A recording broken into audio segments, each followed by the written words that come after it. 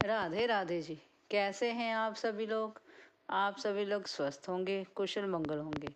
आप सभी के स्वास्थ्य और कुशल मंगल की कामना मैं ईश्वर से करती हूँ कि आप सभी लोग स्वस्थ रहें और कुशल मंगल रहें।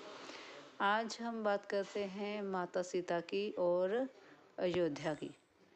एक बार अयोध्या के राजभवन में राजभोज चल रहा था। वहाँ पर सभी को भोजन, बड़े प्रेम पूर्वक भोजन परोसा जा रहा था। वहाँ पर माता कौशल्या सभी को भोजन बड़े आनंद से, बड़े प्रेम से भोजन परोस रही थी। और जब सीता माता जी की बारी आई, तब सीता माता जी ने सभी को खीर परोसी। जो चावल और दूध से बनी खीर होती है वह परोसी। जैसे ही माता सीता ने सभी के पत्तल में खीर परोसी, तब कहीं दूर से ठंडी ठंडी हवा का एक झोंका आया और इतनी तेज झोंका था कि सभी लोगों ने अपने अपने पत्तल संभालने। जैसे ही पत्तल संभाले, एक दूर से कहीं हवा में चलता हुआ किनका, उड़ता हुआ किनका राजा दशरथ की खीर में पड़ गया। आपने यहाँ तक कथा सुनी कि जब भोजन परोसा गया और खीर में कहीं हवा चली और सभी ने पत्तल अपने संभाले, तो हवा में उड़ता हुआ एक दूर से एक तिनका जो कि राजा दशरथ की खीर में पड़ जाता है। जो माता सीता है वो पूरे आनंद से खीर परोस रही थी। आप सभी जानते हैं माता जो सीता थी वह अन्नपूर्णा का रूप थी। सभी जानते हैं वो देवी थी और माता सीता का रूप लेकर पृथ्वी पर आई थी। और जब उन्होंने भोजन परोसा, हवा के झोंके ने भी उस चीज़ का आनंद उठाया। और जब हवा के झोंके ने आनंद उठाया तो तिनका क्यों पीछे रहता? तिनके ने भी कहा चलो भोजन का आनंद थोड़ा मैं भी उठा लूँ। वह तिनका जब खीर में गया तो अचानक माता सीता की जब उस तिनके की तरफ नज़र पड़ी, माता सीता ने देखा एक कहीं दूर से तिनका उड़कर आया और राजा दशरथ की खीर में चला गया।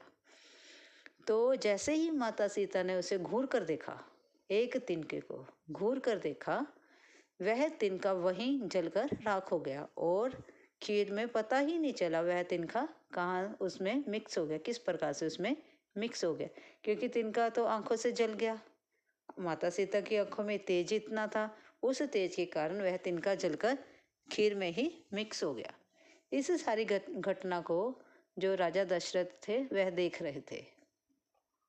भोजन के बाद जब राजा दशरथ ने माता सीता को अपने पास बुलाया और कहा कि पंडाल में जो कुछ हुआ वो सब मैंने देखा कैसे आपने उस तिनके को घूर कर देखा और वह तिनका वहीं जलकर भस्म हो गया। लेकिन मैं यह चाहता हूँ, हे पुत्री, हे सीते, मैं ये चाहता हूँ बेटा, ऐसा कभी दोबारा जिंदगी में नहीं होना चाहिए। कभी भी आप किसी को इस दृष्टि से नहीं देखेंगे जिससे वह जलकर वहीं भस्म हो जाए। तब माता सीता ने राजा दशरथ को वचन दिया कि आने वाले समय में कभी भी ऐसा नहीं होगा। तभी तो जब माता सीता का हरण हुआ तो उनको अशोक वाटिका में रखा गया। तो वहाँ पर माता सीता जो एक तिनके का सहारा लेकर वहाँ पर रावण से बचती थी, चाहती तो माता सीता बहुत कुछ कर सकती थी। क्यों? क्योंकि वो देवी थी, उनमें तेज था, लेकिन वह वचन से बंधी थी और उन्होंने एक तिनके का सहारा लेते हुए रावण को अपने से दूर रखा।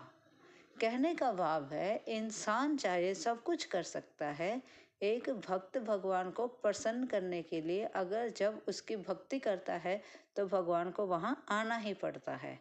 इसी प्रकार माता सीता का तेज देखकर माता सीता जो अन्नपूर्णा का रूप थी, उनके तेज देखकर तो सभी डर जाते हैं। तो हमने उनसे डरना नहीं है, उनसे प्रेम करना है। प्रेम करना है उस राधे से जिसने कृष्ण से प्रेम किया। हमने भी जब हम राधे से प्रेम करेंगे तो कृष्ण तो अपने आप ही हमारे हो जाएंगे। इसलिए सभी से प्रेम करें, किसी से कटु वचन ना कहें और अपना जीवन आनंदमय जिए और अपने परिवार के संग जिए। अगर वीडियो अच्छी लगी हो, लाइक और सब्सक्राइब जरूर करें। Thank you ji. राधे राधे जी। कैसे हैं आप सभी लोग? आप सभी लोग स्वस्थ होंगे, कुशल मंगल होंगे। आपके स्वास्थ्य और कुशल मंगल की कामना मैं ईश्वर से करती हूँ कि आप सभी लोग स्वस्थ रहें और कुशल मंगल रहें। आज हम बात करते हैं कुछ भाइयों के बारे में, जो कि संपत्ति के हिसाब से कुछ भाइयों के बारे में। जैसे कि आप सभी जानते हैं, लंकावती रावण के भाई कुबेर जी, जिन्होंने अपनी सारी संपत्ति रावण को, अपने सौतेले भाई रावण को सौंप दी। और आप जाकर उसने जाकर, कुबेर जी ने जाकर अलकापुरी बसाई। और एक रावण था जिसने अलकापुरी पर भी हमला कर दिया और उसकी, कुबेर जी की सारी संपत्ति हड़प ली और अलकापुरी भी हड़प ली। और इसी प्रकार एक रावण था जिसने पराई स्त्री के लिए अपने भाई कुंभकर्ण को मौत के घाट उतार दिया, युद्ध में लड़ने के लिए भेज दिया। और इसी प्रकार एक रावण था जिसने अपने भाई विभीषण को अपनी संपत्ति से अलग कर दिया और उसने अपने महल से उन्हें निकाल दिया। ये एक भाइयों की कहानी है जो कि संपत्ति के पीछे एक दूसरे को मार काट करते हैं। और दूसरी तरफ सुग्रीव और बाली थे। जो बाली था उसने सुग्रीव के साथ युद्ध किया और सुग्रीव को हरा दिया और उसे राजमहल से बाहर निकाल दिया, उसकी सारी संपत्ति हड़प ली और उसकी पत्नी पर भी अपना अधिकार कर लिया, उसकी पत्नी तारा पर अपना अधिकार कर लिया। और एक वो था। और दूसरी तरफ श्री रामचंद्र जी थे, जिन्होंने अपने भाइयों के लिए, अपने पिता के लिए, सम्मान के लिए, उनके वचन के लिए 14 साल का वनवास काटना अपना सौभाग्य समझा और वह 14 साल के वनवास के लिए अपने वन को चले गए। उन्होंने अपने पिता के वचन के लिए पूरी संपत्ति छोड़ दी, भाइयों के लिए सब कुछ छोड़ दिया, इस प्रकार से। और एक भाई वह थे, जो एक भाई था रावण का जो सोता रहता था। उस दूसरी तरफ एक भाई श्री रामचंद्र जी का था जो सोता ही नहीं था, जो भाई के लिए सदा ही सक्षम था। अपने भाई के लिए वह हर समय ड्यूटी पर रहता था और जागता रहता था उनकी रक्षा के लिए। इसी प्रकार से श्री रामचंद्र जी ने 14 साल का वनवास अपनाकर वह वन को चले गए। वहाँ पर उन्होंने कितने कष्ट किए, कितने कष्ट उठाए। उन्होंने रावण से युद्ध किया, उनका पत्नी हरण हो गया, उनको अपने बच्चों के साथ युद्ध करना पड़ा, इस प्रकार से। और उन्हें रावण के साथ युद्ध करना पड़ा और उन्होंने मृत्यु के नज़दीक जाते जाते बचे। इस प्रकार से बहुत सी ऐसी बातें हैं जो भाइयों और संपत्ति के बीच आ जाती हैं। सिर्फ लक्ष्मण जी एक ऐसे थे जिनसे एक गलती हो गई थी, जिन्होंने पराई स्त्री का नाक काट दिया था। इसी के कारण श्री रामचंद्र जी को सीता को त्यागना पड़ा, अपने बच्चों से युद्ध करना पड़ा। और भी बहुत सी उनकी, श्री रामचंद्र जी की जीवन में भी बहुत सी कठिनाइयाँ आई हैं। अगर हम कहते हैं कि माता सीता के जीवन में कठिनाई आई थी, तो कठिनाइयाँ तो श्री रामचंद्र जी के जीवन में आई थी। दोनों के जीवन ही कठिनाइयों पूर्वक भरे हुए थे। यह एक ऐसी कहानी है जिससे हमें यह पता लगता है कि जो भाई होते हैं उनको प्रॉपर्टी से, संपत्ति से दूर रहना चाहिए। एक भाइयों को ऊपर रखो, संपत्ति से अपने भाइयों को दूर रखो, क्योंकि पैसा जहाँ काम आता है, भाई उससे भी कहीं ऊपर काम आते हैं। जहाँ भाई काम आते हैं वहाँ पैसा काम नहीं आ सकता। भाई और पैसे का कोई मुकाबला नहीं है। पैसे को अपने भाइयों के ऊपर से वार देना चाहिए। ऐसी स्थिति होती है जहाँ अगर भाई हमारे साथ खड़े हैं, हमारे भाई, हमारा परिवार, हमारे अपने अगर हमारे साथ खड़े हैं, तो पता नहीं हम कितनी दुनिया जीत लेंगे। कितनी मंजिल को हम पा लेंगे, वो पा लेंगे हम जहाँ तक हम कभी पहुँच नहीं पाए, जहाँ तक कोई भी आज तक नहीं पहुँच पाया है। अगर हमारे अपने अपने साथ नहीं हैं, हमारे अपने, हमारे भाई, हमारा भाईचारा, हमारे बच्चे, हमारा परिवार अगर हमारे साथ नहीं है, तो चाहे हमारे पास जितना भी पैसा हो, चाहे हमारे पास कुछ भी हो, वह हमारे लिए किसी काम का नहीं है। सपोज करो किसी के पास सोने की कोठी है, नहीं हो सकती ना, पर अपन इमेजिन कर लेते हैं, हम सोच लेते हैं कि शायद है। चलो किसी के पास सोने की कोठी है, लेकिन उसके पास अपनेपन वाला कोई नहीं है, उस कोठी में उसके साथ रहने वाला कोई नहीं है, तो वह क्या सोने की कोठी में क्या करेगा? उसका उस सोने की कोठी में भी दम घुटने लग जाएगा। और एक झोंपड़ी है, छोटी सी झोंपड़ी है जिसमें 4 लोग रह नहीं सकते, लेकिन अगर उसमें उसके अपनेपन वाला परिवार हो, जो उसके दुख सुख में उसके साथ खड़ा हो, उसके सहयोगी खड़े हों, तो वह एक झोंपड़ी भी महल से भी ज़्यादा बढ़कर है। इसलिए पैसे से ऊपर रखो अपने अपनेपन को, पैसों से ऊपर रखो अपने परिवार को, अपनों को। तभी तो हम जीवन में सक्षम हो पाएंगे, जीवन में सक्सेस कर हासिल कर पाएंगे और ऊंचाइयों को छू पाएंगे। पैसों को अहमियत मत दो, पैसा तो हाथों की मैल है, इसको तो हम जब मर्जी कमा सकते हैं, लेकिन हम रिश्ते द्वारा नहीं बना सकते। जिनके माता पिता नहीं हैं, है ना जी, जीवन में माता पिता खो दिए, या जिन्होंने बच्चे खो दिए, या जिन्होंने अपना कोई भी सगा संबंधी खो दिया, क्या वह पैसों से ला सकता है? नहीं ना। लेकिन अगर वो सगे संबंधी अपने साथ हों, तो हम पता नहीं कितना पैसा कमा लेंगे, ज़िंदगी में कितनी खुशियाँ हम हासिल कर लेंगे। पैसों से खुशियाँ नहीं खरीदी जाती, लेकिन खुशियों से पैसे कमाए जा सकते हैं। इस बात का ध्यान रखें और अपनेपन के साथ अपनों को अपने साथ लगा कर रखें, उनके साथ रहें, प्रेम पूर्वक रहें। किसी ने अगर कुछ कह दिया हो, हमारे दिल को ठेस लगी हो, तो उसको थोड़ा भूलने की कोशिश करें और सबके साथ मिलजुल कर रहें। अगर आपको वीडियो अच्छी लगी हो, लाइक और सब्सक्राइब ज़रूर करें। और मेरी इतनी सी रिक्वेस्ट है कि प्लीज़ आपस में प्रेम से रहें। Thank you everybody, thank you ji. Radhe Radhe ji. कैसे हैं आप सभी लोग? आप सभी लोग स्वस्थ होंगे, कुशल मंगल होंगे। आप सभी के स्वास्थ्य और कुशल मंगल की कामना मैं ईश्वर से करती हूँ कि आप सभी लोग स्वस्थ रहें और कुशल मंगल रहें। आज हम बात करते हैं प्रभु के एक अनोखे भक्त की। एक बार एक अनोखा भक्त जब मंदिर जाता है, तो वह प्रभु से कहता है, प्रभु आप तो कितने सालों से ऐसे मूर्ति की तरह खड़े हैं, आप तो थक गए होंगे। आप आज ऐसा करिए कि आप बाहर घूम आए, मंदिर से बाहर जाओ और बाहर की दुनिया में घूम कर आओ, और मैं आपकी जगह पर मूर्ति बनकर खड़ा हो जाता हूँ। प्रभु ने कहा, चलो ठीक है, तुम खड़े हो, चलो मैं बाहर घूम कर आता हूँ, लेकिन कोई भी आए, कोई मेरा भक्त आए, किसी से कोई बात नहीं करनी है, हिलना नहीं है, डुलना नहीं है, और कुछ अपनी मर्जी से नहीं करना है। कुछ भी फैसला तुमने अपनी मर्जी से नहीं लेना है। भक्त भगवान जी की बात मान जाता है और वह अनोखा भक्त वहाँ मूर्ति बनकर मंदिर में खड़ा हो जाता है और भगवान जी बाहर टहलने के लिए चले जाते हैं। तो मंदिर में एक बहुत बड़ा व्यापारी आता है।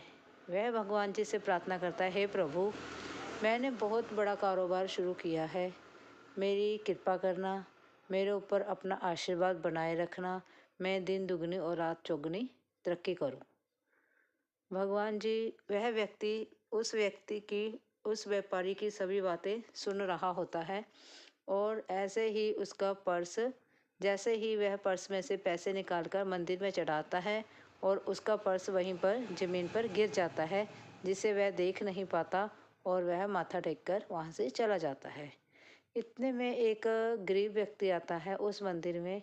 वह भगवान जी से प्रार्थना करता है, हे प्रभु, आज मेरे बच्चे सुबह से भूखे हैं, उनको खाने के लिए कुछ नहीं मिला है, कृपा करके आप मेरे ऊपर कृपा करें और मेरे बच्चों को कुछ खाने के लिए दें।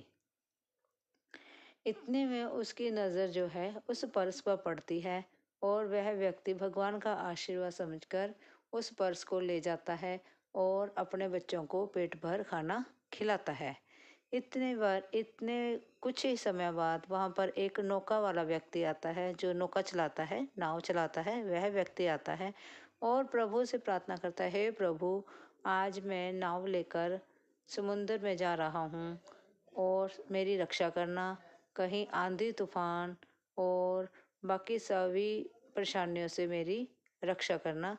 प्रभु उसकी सभी बातें सुनते हैं और इतने में वह व्यापारी आ जाता है पुलिस को साथ लेकर और कहता है कि इस मंदिर में भगवान जी, पुलिस वाले को कहता है कि हे पुलिस वाले, इस मंदिर में भगवान जी के सामने मेरा जो पर्स है वह गिर गया था और शायद मेरे बाद यह नौका वाला ही व्यक्ति यहाँ पर आया था जिसने मेरा पर्स चुरा लिया होगा।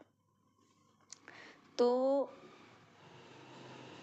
पुलिस जैसे ही उस नौका वाले व्यक्ति को पकड़ने लगती है, इतने में वह व्यक्ति जो भगवान की मूर्त के समान खड़ा होता है, वह बोल उठता है कि पर्स इस व्यक्ति ने नहीं चुराया है, वह किसी और ने चुराया है।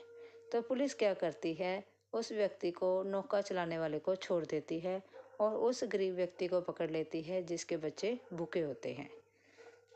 इतने में जब वह पुलिस उस नाव चलाने वाले को, नावक को ले जाती है और उसको जेल में बंद करने ही वाली होती है, तो जब वह व्यक्ति कह उठता है कि इसने नहीं चुराया है, पर्स इसने नहीं चुराया है, तो उसको नाव वाले को पुलिस छोड़ देती है और उसकी जगह पर वह गरीब व्यक्ति चला जाता है। जब वह गरीब व्यक्ति चला जाता है तो उसके बच्चे पीछे भूखे रह जाते हैं। तब वह भगवान जी को, जब वह व्यक्ति आकर भगवान को सारी बात सुनाता है, हंस हंस कर सुनाता है कि मैंने आज मंदिर में इस प्रकार से उस व्यापारी की मदद की, तो भगवान जी सभी बातें ध्यानपूर्वक सुन रहे होते हैं और उस व्यक्ति को कहते हैं, जो मूर्त बनकर खड़ा होता है, कि तुमने जो किया है वह बहुत गलत किया है, क्योंकि वह व्यापारी था, वह पाप करता है, पाप कर्म की कमाई है जो वह खाता है। इसलिए अगर उसका पर्स वहाँ पर गिर गया था तो कोई बात नहीं थी, और जो वह गरीब व्यक्ति जिसको पुलिस पकड़ कर ले गई थी, जिसके बच्चे भूखे थे, वह तुमने बहुत बड़ा पाप किया है। और जिस नौका वाले को पुलिस पकड़ने आई थी, अगर पुलिस उस नौका वाले व्यक्ति को पकड़ के ले जाती तो वह व्यक्ति तूफान में, समुद्र में जो तूफान आया था उससे बच जाता। समुद्र में तूफान आ जाने के कारण वह नौका वाला व्यक्ति वहां डूबकर मर गया है और पुलिस को उस गरीब व्यक्ति को पकड़ ले जाने के कारण उसके बच्चे जो है वह भूख से मर गए हैं।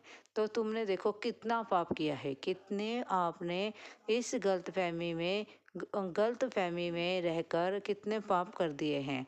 जब मैंने तुमसे कहा था कि तुम मेरी जगह यहाँ पर खड़े हो सकते हो, लेकिन तुमने कुछ फैसला नहीं लेना है, फिर तुमने बिना कुछ सोचे समझे अपना फैसला क्यों सुनाया। इसलिए भगवान जी की बातों को नज़रअंदाज करने का यह उसे फल मिला और भगवान जी ने उसे यह समझाते हुए कि जो जो बात जिस जिस समय पर होनी है वह बात उस समय पर होती ही है। भगवान जी जो करते हैं अच्छा ही करते हैं और किसी के लिए भगवान जी कभी बुरा तो करने की दूर की बात है, वह भगवान जी किसी व्यक्ति के लिए बुरा सोचते भी नहीं हैं। सभी अपने अपने कर्मों का फल है, अपने अपने कर्मों का भुगतान है। इसलिए अच्छे कर्म करो, अच्छे फल पाओ और अच्छी कमाई करो, नेक की कमाई करो और अपने बच्चों का नेक की कमाई से पालन पोषण करो। अगर वीडियो अच्छी लगी हो लाइक और सब्सक्राइब जरूर करें। Thank you ji. राधे राधे जी। कैसे हैं आप सभी लोग? आप सभी लोग स्वस्थ होंगे, कुशल मंगल होंगे। आप सभी के स्वास्थ्य और कुशल मंगल की कामना मैं ईश्वर से करती हूँ कि आप सभी लोग स्वस्थ रहें और कुशल मंगल रहें। आज हम बात करेंगे वैकुंठ धाम की। क्या है वैकुंठ धाम? वहाँ पर कौन निवास करता है और वहाँ जाने का रास्ता क्या है, मार्ग क्या है, इसके बारे में आज हम चर्चा करते हैं। वैकुंठ धाम एक ग्रह है और वह ग्रह है जिसे सारी ब्रह्मांड को, सारी पृथ्वी को नियंत्रण करने वाले श्री विष्णु जी वहाँ पर निवास करते हैं। वहाँ पर पुण्य आत्माओं का निवास स्थान हो जाता है, वहाँ पर पुण्य आत्माएं रह सकती हैं। जब वह पुण्य आत्मा जो भगवान विष्णु जी का निरंतर जाप करती है, वह पुण्य आत्मा को बैकुंठ धाम में स्थान मिलता है। बैकुंठ धाम, बैकुंठ धाम में पुण्य आत्माओं के साथ साथ अच्छे कर्म करने वाले जो श्री विष्णु जी के भक्त हैं, और वहाँ पर कहते हैं कि बैकुंठ धाम हमारे जीवन का अंतिम पड़ाव है, अंतिम यात्रा है, जिस यात्रा से हमें जिस रास्ते अच्छी यात्रा के अच्छे कर्मों के हिसाब से हम बैकुंठ धाम की यात्रा में सफल हो पाएंगे। और यह जो बैकुंठ धाम है वह मकर राशि की दिशा में सत्यलोक से 2,62,00,000 योजन ऊपर स्थित है, जहाँ पर ना तो सूर्य का और ना ही चंद्रमा का प्रकाश प्रवेश कर सकता है। वह एक अपने ही अद्भुत प्रकाश से प्रकाशित होता है, जो कि भगवान के 96 करोड़ पार्षद जो वहाँ पर तैनात हैं वह सभी ही चतुर्भुजी हैं। उनके वह चतुर्भुजी आकार लिए हुए हैं, और वह जीवात्मा जो विरजा नदी में स्नान कर कर चतुर्भुजी हो जाती है, उसको ही बैकुंठ धाम में जगह मिलती है, उसको ही बैकुंठ धाम में स्थान मिलता है। बैकुंठ धाम में श्री विष्णु जी और उनकी पत्नियां जैसे कि श्री देवी, भूदेवी, नीला देवी और महालक्ष्मी जी रहती हैं। और जो भी पुण्य आत्मा अपने अच्छे कर्मों के करने से, अच्छे पुण्य हरि विष्णु के जाप से परिपूर्ण होकर और विरजा नदी में स्नान करने के पश्चात चतुर्भुजी हो जाती है, तो वह बैकुंठ धाम में प्रवेश कर जाती है। जब कोई भी आत्मा इस धरती से जाती है, तब अन्य देवी देवता उन्हें बैकुंठ जाने से रोकते हैं, जैसे कि जल देवता, जैसे कि मांस देवता, इसी प्रकार से बहुत से प्रलय देवता, अन्य प्रकार के देवी देवता जो होते हैं वह उस आत्मा को बैकुंठ जाने से रोकते हैं और अन्य प्रकार के उनके साथ लीलाएं करते हैं, ताकि वह और उनके साथ लीलाएं करने के पश्चात उन्हें, जैसे कहते हैं ना, कन्फ्यूज़ करना, उन्हें मतलब कि उन्हें भ्रमित करते हैं ताकि वह बैकुंठ में प्रवेश ना कर पाएँ। लेकिन जो जीवात्मा निरंतर विष्णु जी का जाप करती रहती है, वह जीवात्मा को भगवान उस बिरला नदी के पास छोड़ जाते हैं, और जब वह जीवात्मा बिरला नदी के अंदर स्नान करती है, तब वह जो जीवात्मा होती है वह चतुर्भुजी आकार में प्रवेश कर जाती है, जिससे वह बैकुंठ में चली जाती है। बैकुंठ में जाने के लिए हमें निरंतर विष्णु जी का जाप करना होगा, और नाना प्रकार के हमें अच्छे कर्म करने पड़ेंगे, अच्छे कर्म करने चाहिए, जैसे कि किसी गरीब की मदद करना, किसी बहू बेटी को उसके कार्य में सफल करना, किसी गरीब बेटी की शादी में खर्चा उठाना, और भी किसी को पढ़ाई में मदद करना, कि अन्य प्रकार के नाना प्रकार के जिस काम में हम सक्षम हैं उस कार्य को जब हम करते हैं, अच्छी भावना के साथ करते हैं, तब हम एक बैकुंठ धाम में जाने के लिए लायक बन पाते हैं।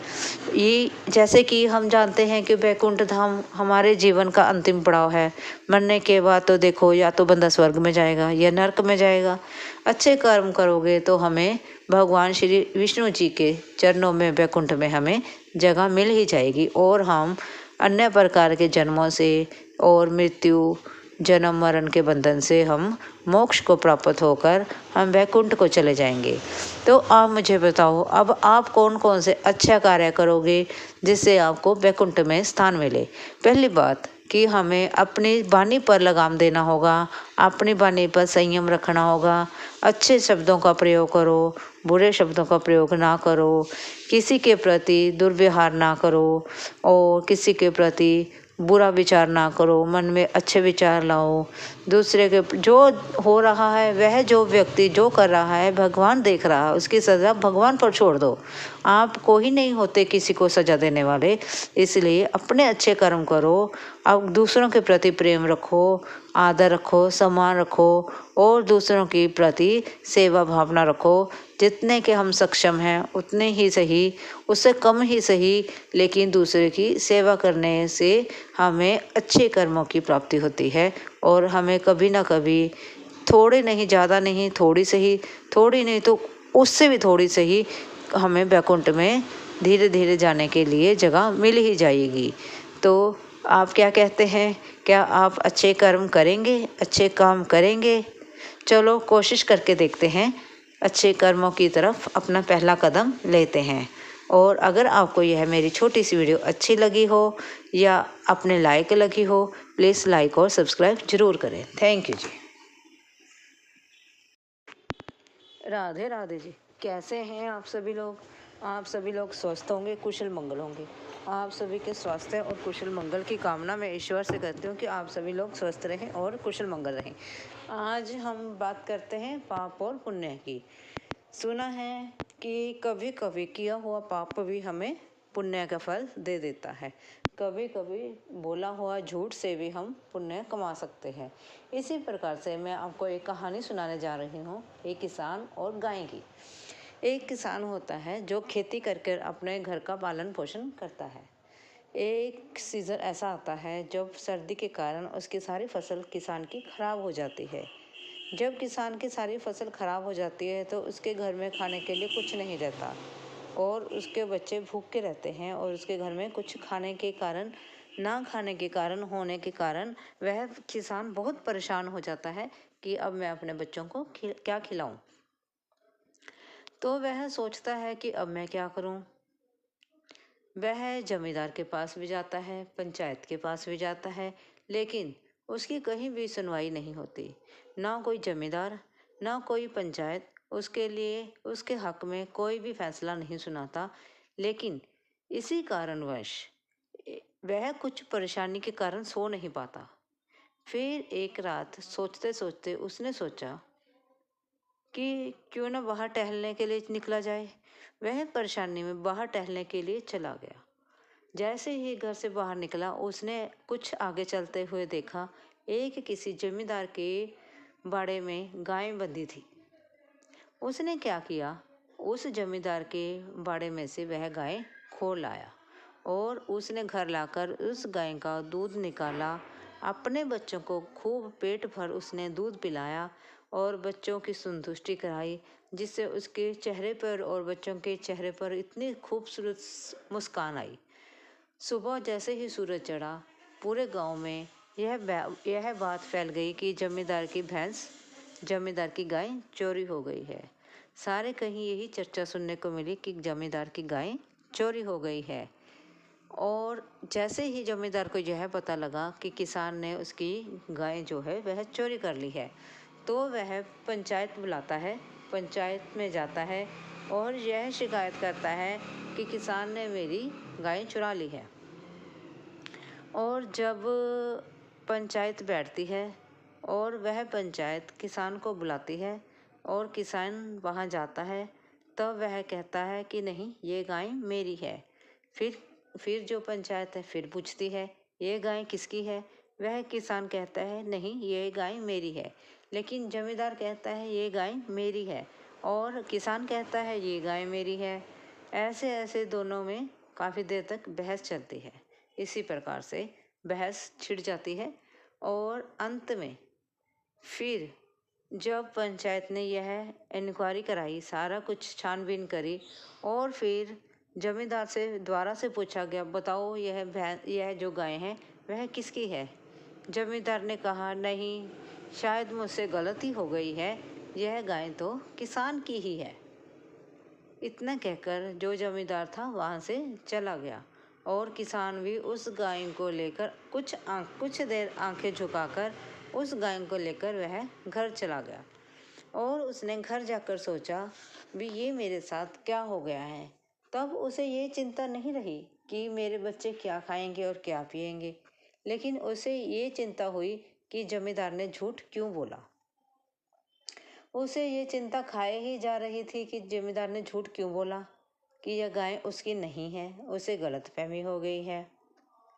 कुछ देर विचार करने के बाद वह किसान, जैसे ही दिन ढला, वह जमींदार के पास गया और जमींदार को बोला कि मुझे माफ़ कर दो, ये गाय तो आपकी है, मैं किसी कारणवश झूठ बोल रहा था।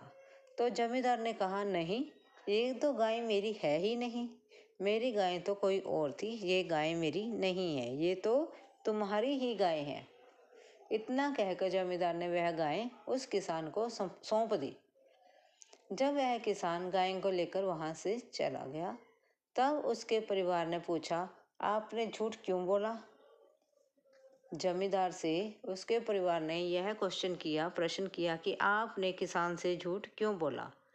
तब जमींदार ने कहा, मुझे उसकी आंखों में दर्द दिखा, मुझे उसकी आंखों में ऐसा दर्द महसूस हुआ कि मानो उसकी आंखें में दया झलक रही हो, मानो उसकी आंखें ये कह रही हो कि अब मेरे और मेरे परिवार का क्या होगा। इसी के कारण मैंने उसे झूठ कह दिया कि ये गाय मेरी नहीं है। क्यों? क्योंकि वह गाय को अपने पास रखेगा, कुछ दिन खिलाएगा पिलाएगा, चराएगा उसको, और फिर वह अपने परिवार का लालन पालन कर पाएगा। अगर एक मेरे झूठ से किसी का भला हो जाता है तो मेरा क्या जाएगा? इसलिए मैंने, अच्छा अगर मैं झूठ ना बोलता, तब देखो उसको गाय भी देनी पड़ती और उसको जुर्माना भी लगता, सज़ा होती सो अलग। इसलिए मैंने इन सभी परेशानियों से उसे बचाने के लिए मैंने झूठ बोल दिया। इसीलिए कहते हैं, किसी की भलाई के लिए बोला गया झूठ भी कभी कभी पुण्य का काम कर देता है। इसलिए कुछ सोच समझ कर ही हमेशा फैसला लें। हो सकता है अगर सामने वाले ने कोई गलती की है, उसके पीछे उसकी कोई मजबूरी रही हो, कुछ भी कारण हो सकता है। किसी को आंकने से पहले उसकी सारी कहानी पर ध्यान दें, उसकी परिस्थितियों पर ध्यान दें, फिर किसी दूसरे की परिस्थितियों को ध्यान में रखते हुए उसके अच्छाई और बुराई का आप म्याना करें। अगर वीडियो अच्छी लगी हो तो लाइक और सब्सक्राइब जरूर करें। Thank you ji. राधे राधे जी। कैसे हैं आप सभी लोग? आप सभी लोग स्वस्थ होंगे, कुशल मंगल होंगे। आप सभी के स्वास्थ्य और कुशल मंगल की कामना मैं ईश्वर से करती हूँ कि आप सभी लोग स्वस्थ रहें और कुशल मंगल रहें। आज हम बात करते हैं कलयुग के रिश्तों के बारे में। कलयुग में आज के टाइम में जो रिश्ते हैं सभी बनावटी हो गए हैं, सभी में मैल हो गया है, रिश्तों में खोट भर गई है, कोई भी रिश्ता पवित्र नहीं रहा है। जैसे माँ बेटे का रिश्ता, बहन भाई का रिश्ता, पति पत्नी का रिश्ता, सभी रिश्तों में बेईमानी हो गई है। रिश्ता चाहे कोई भी हो, बाप बेटे का हो, दोस्ती का हो, किसी भी चीज़ का हो, हर रिश्ते में हमेशा अपनापन देखा जाता है, अपना फ़ायदा देखा जाता है। सभी रिश्तों में मिलावट हो गई है। जैसे आज के टाइम में कोई भी चीज़ शुद्ध नहीं मिलती है मार्केट में, उसी प्रकार से आज के समय में पारिवारिक रिश्ते, अपने रिश्ते भी शुद्ध नहीं रहे हैं। सभी रिश्तों में मिलावट हो गई है, जमाखोरी हो गई है, बेईमानी हो गई है। उसी प्रकार एक बार एक एक बेटे को रात को जरा सपने में कुछ खटखटा सा सपना आया। अचानक से वह घबराकर उठकर बैठ गया।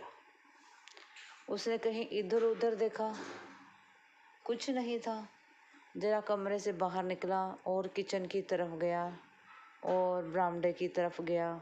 उसने देखा कि उसकी माँ किचन में पानी पी रही थी। उसने पूछा, माँ क्या हुआ? माँ ने कहा, कुछ नहीं हुआ बेटा, आप सो जाओ। माँ ने कहा, हाँ बेटा, जाकर सोती हूँ। चलो जी, माँ भी अपने कमरे में सोने के लिए चली गई। उस बच्चे को अभी भी नींद नहीं आई। वह कुछ अटपटा सा बैठा रहा और सपने के बारे में सोचता रहा।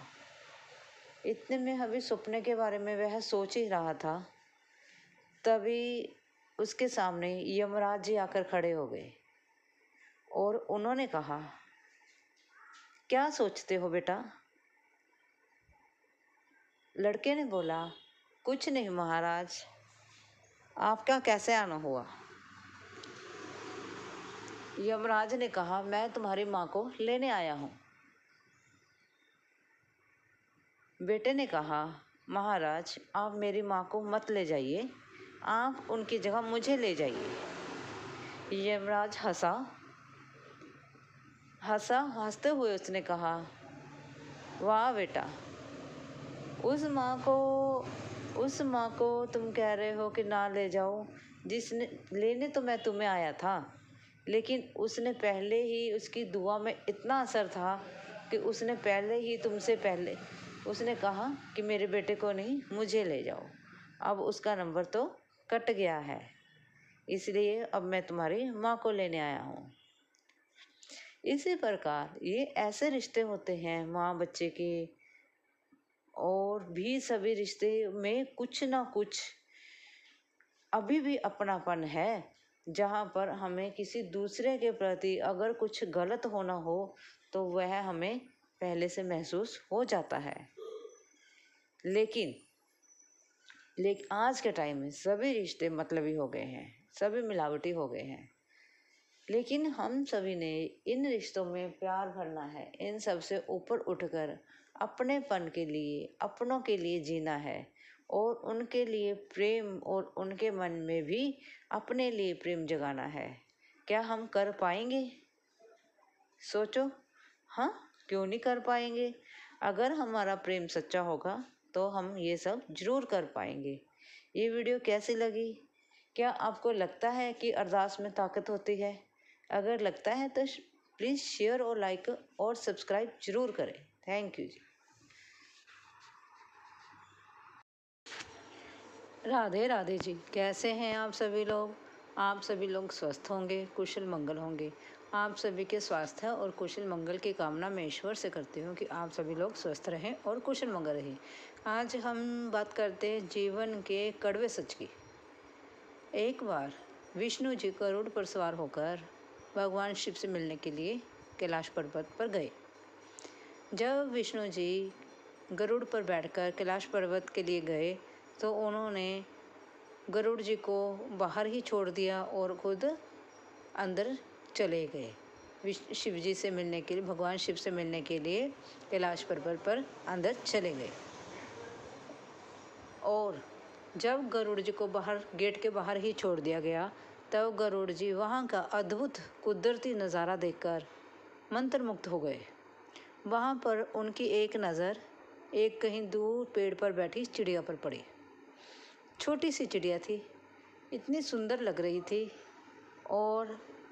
और गरुड़ जी ने देखा कि वहाँ से यम गुजर रहे थे और यम जी की नज़र उस चिड़िया पर पड़ी।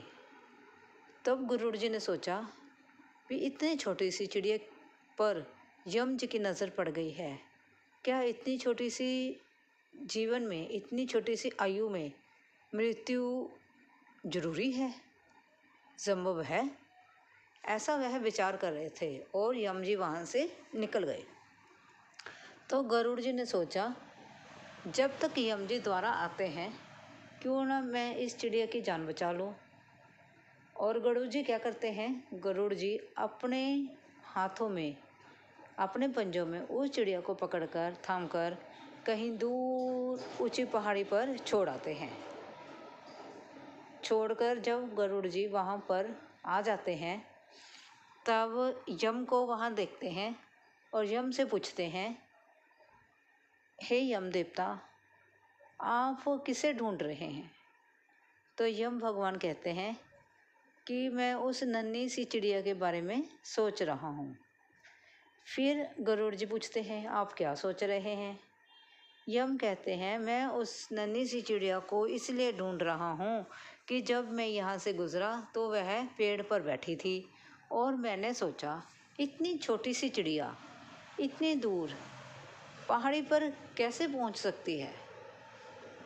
200-300 किलोमीटर दूर पहाड़ी पर कैसे पहुँच सकती है?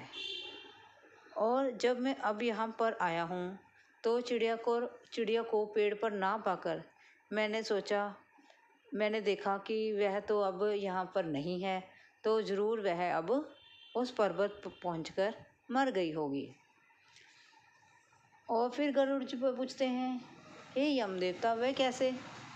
वो ऐसे कि जिस पहाड़ी पर मैंने देखा था कि वह चिड़िया मर जाती है, वहाँ सांपों का डेरा है और कोई ना कोई सांप उसे अपना शिकार बनाएगा और भोजन के रूप में उसे ग्रहण कर लेगा।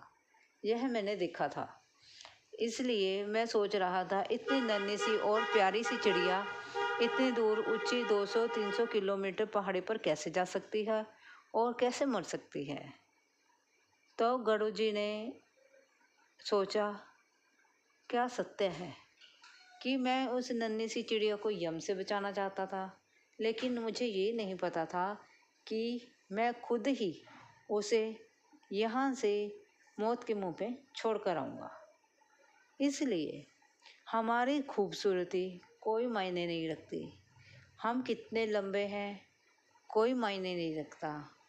हमारा खूबसूरत होना, गोरा होना, लंबा होना और धनवान होना किसी चीज़ के लिए कोई मैटर नहीं करता। भगवान जी कहते हैं कि जो सत्य है वह अटल है। आप कहीं भी छिप जाएं, आपको मौत वहाँ पर ढूंढ ही लेगी। मृत्यु ने आना ही आना है, उससे क्या घबराना है। अपने कर्म करो, अच्छे कर्म करो और अपने जीवन को आप सच्चाई के रास्ते पर स्वच्छ बनाएं, तब जो होगा देखा जाएगा। भगवान का नाम लो। कहते हैं, श्री कृष्ण जी कहते हैं, तुम वो करते हो जो मुझे मंजूर नहीं है। जिस दिन तुम वो करोगे जो मुझे मंजूर है, तब वो होगा जो तुम्हारे लिए अच्छा है, जो तुम चाहते हो। इसलिए भगवान का नाम लो, भगवान पर भरोसा रखो, वह तुम्हारे लिए अच्छा ही सोचे बैठा है और तुम्हारे लिए अच्छा ही करेगा। इसलिए हमें जल्दबाजी में कोई काम नहीं करना चाहिए। ना गरुड़ जी उसे पहाड़ी पर पहुंचाते, ना उसकी मृत्यु होती चिड़िया की। इसीलिए जो है, जो समय पर लिखा है वही होगा, उसे कोई टाल नहीं सकता। ये तो होनी का विधान है, होनी को कोई टाल नहीं सकता। जीवन का सत्य है जन्म और मरण। अगर वीडियो अच्छी लगी हो तो लाइक और सब्सक्राइब जरूर करें। और एक महत्वपूर्ण बात यह है, गर्मी बहुत शुरू हो गई है। एक कटोरे में थोड़ा सा पानी और एक कटोरे में थोड़ा सा दाना प्लीज़ पक्षियों के लिए अपने छत पर जरूर रखें। 2 मिनट का काम है, आप पुण्य के भागीदार बनेंगे। एक बार कर देखें, जीवन में सफल होंगे और आपके जीवन में सुख शांति होगी। एक बार ज़िंदगी में इसे आजमा कर देखें। थैंक यू जी, धन्यवाद।